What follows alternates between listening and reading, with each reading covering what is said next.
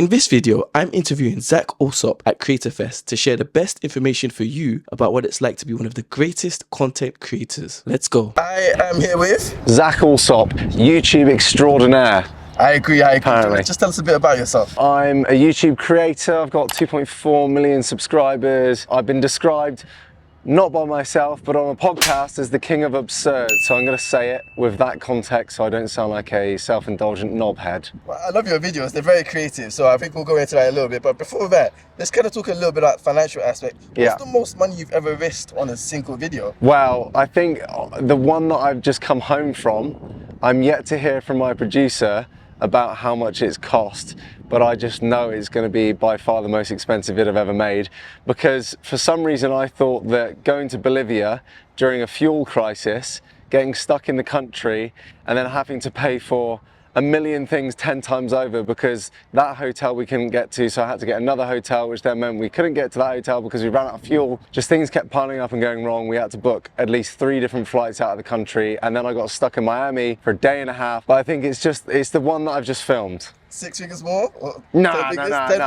Not 6 figures, no. 4 or 5? I think we're in the tens of thousands, but okay. Yeah, I'd assume on the lower end. If not, we're going broke. And so a lot of people do content creation to kind of get an income from it. What's the most you've made in a single month for content creation? In ad revenue, or as a whole in the business? As a whole in the business, that we could break it down by what it was. It's probably when like a couple brand deals have hit, and then maybe a good month on ad revenue. It's got maybe like low 6 figures. Low 6 figures? Wow. Yeah, but honestly, bro, like I've got a business manager. I don't really look into that stuff too much. As long as he's happy, I'm happy. Okay, well that's good to know. I mean, people want to get inspired and kind of know that the kind of higher ends and low 6 figures is a very inspiring amount for, I'm sure, a lot of people. Moving on from that, more along the lines of YouTube and the background behind it. If you had to start a new YouTube channel tomorrow with 0 subscribers, what would you do in the first 30 days? I would buy 2 donkeys. Donkeys are really funny, naturally, more funny than humans.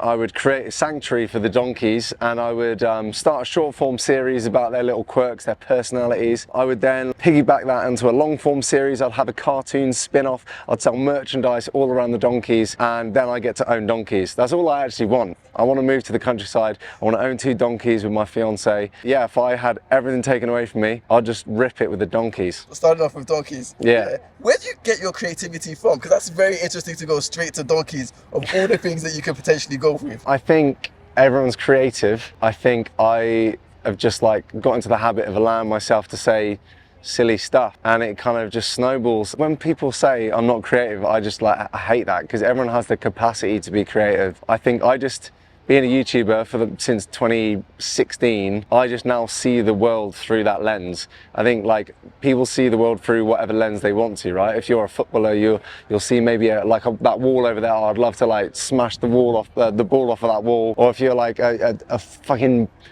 pilot, you'd be like, oh, this bluebird sky, I'd love to fly around that. You know, you just see the world through whatever lens, and my lens is just weird ideas. So well, long may they continue. What's the biggest myth creators believe about going viral, do you think? That it's gonna like make your entire career. I think like when I started, I thought one viral moment would like change everything. I had a viral moment and I didn't make a video quick enough. I just went viral in the press.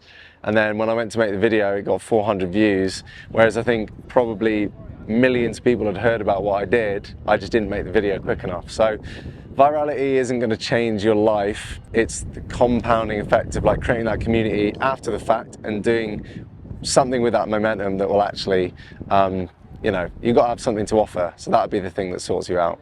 Nice. And what do almost all creators get wrong, do you think? Perhaps a lot of creators maybe get comfortable once they're at a certain stage, and then the fall off starts to happen, and then it's a slippery slope. You start clambering, you start doing desperate stuff, and then you're in a weird position of like just clawing for any little bit of fame or relevancy you have done. I don't know, I think a lot of creators are really great at changing what they do and staying with the times and keeping with like what's trendy, whether it's like vlogging or whether it's like food stuff, or whether it's whatever. I've just always just been pretty ruthless in just doing what I want to do, and I think that's been my kind of what's kept me in my position. Nice. Great. But do you think something successful YouTubers know that the audience doesn't know? I think everyone assumes that every YouTuber is like a multi-millionaire. I think I certainly thought that when I was getting into it. I looked at all these creators and thought, oh man, they're like just living the dream in London, big penthouse apartments. But like the reality is I run a production company and I spend a lot of money on videos and I pay myself a salary and my team gets paid salaries. And like, you know, it's not, people see like one creator as like, that's the one person who's making all the money. Whereas nowadays, if you want to do stuff like I do, it takes people who are better than me to organize, plan, edit, like all of these things. So yeah, I mean, we've talked about money at the start of this, but like that's a very enticing, like clickbaity thing, but also every creator runs a production company and they spend a lot of money. Gotta spend money to make money, the old saying goes, right? And tell me a story that sounds fake but it's 100% true relating to YouTube and your journey. Okay, so 4 days ago, I had just beaten a world record for the highest altitude ever gotten to on a monkey bike. Now, a monkey bike is a tiny little motorbike. It's about this big, and you sit on it, and it's got a really underpowered engine, and I took it all the way to the highest ski resort in the world, which is 5,465 meters above sea level. I could barely breathe because the oxygen was so thin. I did 0 training, and that is higher than Everest Base Camp. And I broke the world record for the highest distance ever achieved on a monkey bike. I swear that's true. Congratulations. So you do a lot of kind of really, I guess, like, insane. Yeah, insane things stuff that put you in physical danger. Like, how do you, is that just your mindset, or, because I would love to do those kind of things, but I just think to myself, I don't want to break my body. So, and I saw it in a video that you did about the cheese rolling, that you had MRI scans, they showed injuries to your neck and so on. Like, what's the mindset between continuing to go on doing these things, even though you know the physical harm it can have on you? I don't know, I grew up racing motocross, and I think I developed like a bit of a comfortability with maybe being close to being injured. I think that having injured myself multiple times, I think the beauty of it is you never know when something bad's about to happen. So you can have a load of anxiety about what might happen like a week advance of like, oh, I might hurt myself at the cheese roll. But like during the cheese roll, you're having a great time until you're not having a great time. Like you never see it coming. So I don't know, man. I just think life's too short to be scared about like breaking a bone. Normally 9 times out of 10, you're gonna be absolutely chilling. And I think like if there is something so ridiculous and stupid that you just can't see yourself doing it because the risk's too high, also don't do that. It's totally fine. Yeah. Everyone lives life on their own terms. You do you. Yeah. And you've been on YouTube since 2016, you've said.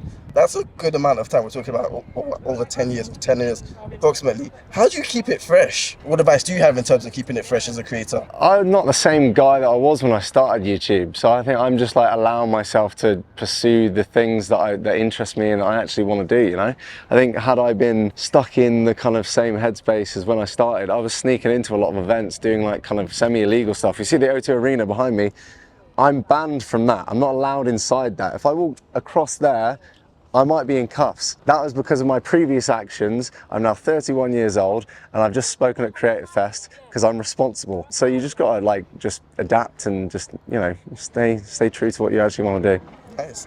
And that was a great segue. So you just mentioned Creative Fest. We're here at Creative Fest. What do you think is the benefit of coming to an event like this? You were here as a speaker, you spoke great about kind of important metrics for YouTube and just, you know, being content creation. Yeah. What do you think is important about events like this? What's important about Creative Fest? I think it's a place where people in the industry can learn from other people. I think like you kind of can quite easily get siloed into your little worlds, whether that's the agency side, the brand side, and you're speaking to creators, but only through the communication you have about running a campaign. Whereas there's never a time for you guys to kind of chat about what you might not like, what they might not like about, you know, so it's a great way to, you know, friendly call people out and say, this is how we like to work, that's how we like to work. Also, I'm hoping that someone in there's got some money and that can fund some of my expeditions. I'm sure they do. Fantastic. Thank you so much. Thank you. Hi everyone, my name is Korede and I'm embarking on an exciting challenge going from 6,000 subscribers to 10,000 subscribers in 1 month. I need your help to achieve this. I am a YouTuber, I make great exciting videos, traveling, asking people about hot topics. You can check out my videos, subscribe, follow, share and like. Let's hit this target of 10,000 subscribers in 1 month. Together we can do this. Let the internet unite and let's make this happen.